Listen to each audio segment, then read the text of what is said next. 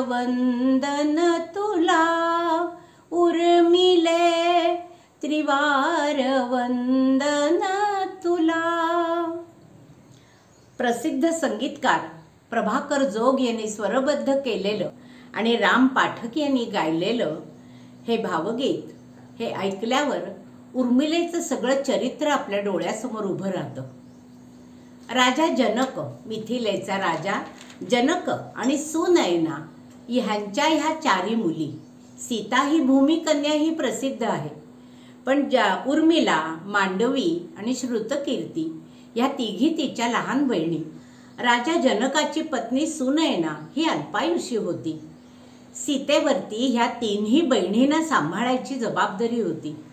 जनकाच्या अनुपस्थितीमध्ये राजकारभार दक्ष, राजनीतिज्ञ म्हणून सीता प्रसिद्ध होती आणि उर्मिला ही प्रजाहित दक्ष, प्रजेसाठी लागणाऱ्या सर्व गोष्टींची जबाबदारी सांभाळणारी अशी होती। उर्मिलेसह तिघी बहिणींना सीता ही मोठी असल्यामुळे माते समान होती आणि तिनेही त्यांचा सांभाळ तशाच पद्धतीने केलेला होता। श्रीरामाचा आणि सीतेचा विवाह जेव्हा होतो तेव्हा ह्या तीनही कन्या रामाचे अनुज जे तिघ जण आहेत म्हणजे लक्ष्मण, भरत आणि शत्रुघ्न त्यांच्याशी विवाहित होतात। राजघराण्याशीच आलेला हा संबंध जनकाच्या ह्या मुली दशरथाच्या घरी येतात। दशरथाला 3 पत्नी असतात। ह्या तिघी जणी आपल्या सुनांना अतिशय वत्सलपूर्ण वागवतात, माते समान त्यांच्यावरती प्रेम करतात। कौसल्या ही रामाची माता आपल्याला माहितीच आहे आणि कैकेयी हिने जेव्हा दशरथाला एका युद्धामध्ये मदत केलेली होती तेव्हा दशरथाने तिला दिलेला वर होता, तुला जे काही मागायचं असेल ते तू माग। ती म्हणते मी योग्य वेळी तेव्हाच मागेन। आणि राजकारभार सगळा राज्याभिषेक करायची वेळ जेव्हा येते तेव्हा ती वर मागून घेते की माझ्या भरताला राज्याभिषेक व्हावा आणि रामाला 14 वर्ष वनवासात जावे लागावे।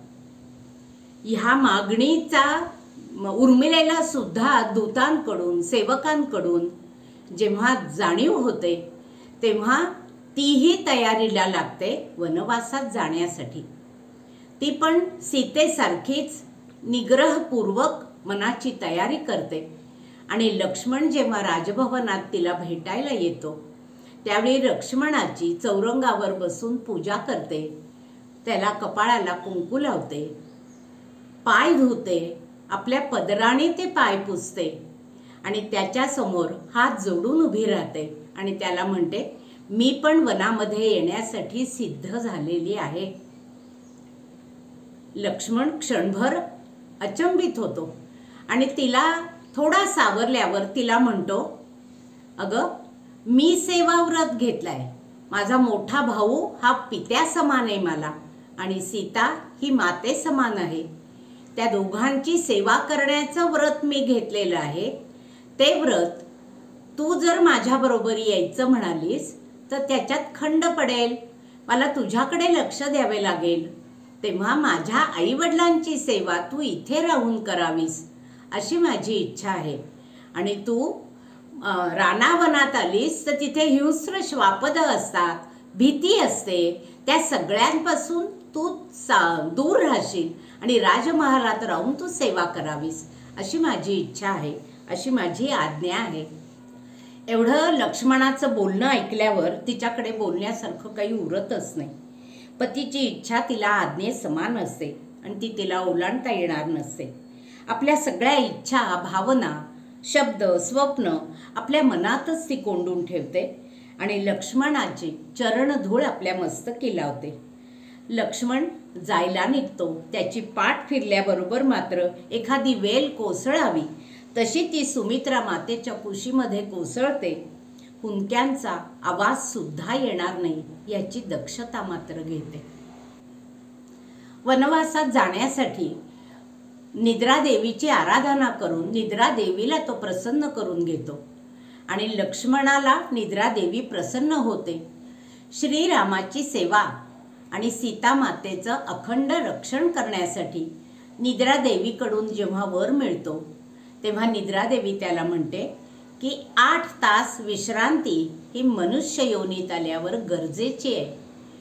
तुला 8 तासाची वर दिल्यानंतर ती निद्रा मी कोणाला देऊ? तेव्हा लक्ष्मण सांगतो की ती निद्रा पत्नी ह्या नात्याने उर्मिलेला तू दे. 8 तास स्वतःची निद्रा आणि 8 तास पतीची निद्रा तिच्याकडे जाते. ती 16 तास निद्रिस्त असते असं वर्णन आपल्याला पुस्तकांमधनं वाचायला मिळतं. श्रीरामाची सीतेची मंदिर आपण अनेक ठिकाणी पाहतो. तसंच लक्ष्मणाचं आणि उर्मिलेचं असंही मंदिर आपल्याला पाहायला मिळतं. तेलंगणा येथील मेदाक येथे हे मंदिर आहे.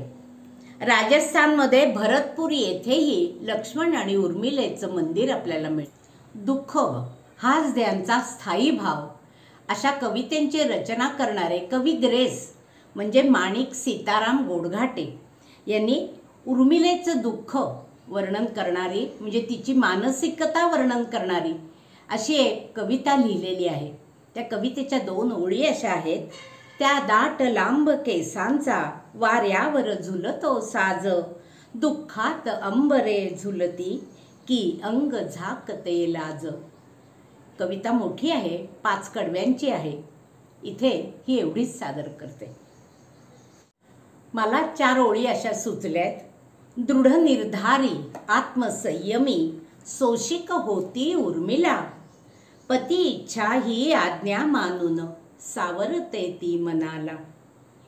वनवासात उभयतांची सेवा करणे व्रत माझे, राजमहाली 3ही माता पिताश्रींची सेवा करणे व्रत तुझे.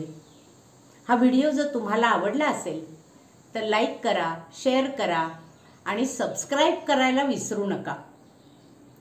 छोटे छोटे व्हिडिओ अजूनही इथे सादर केले जातील. धन्यवाद.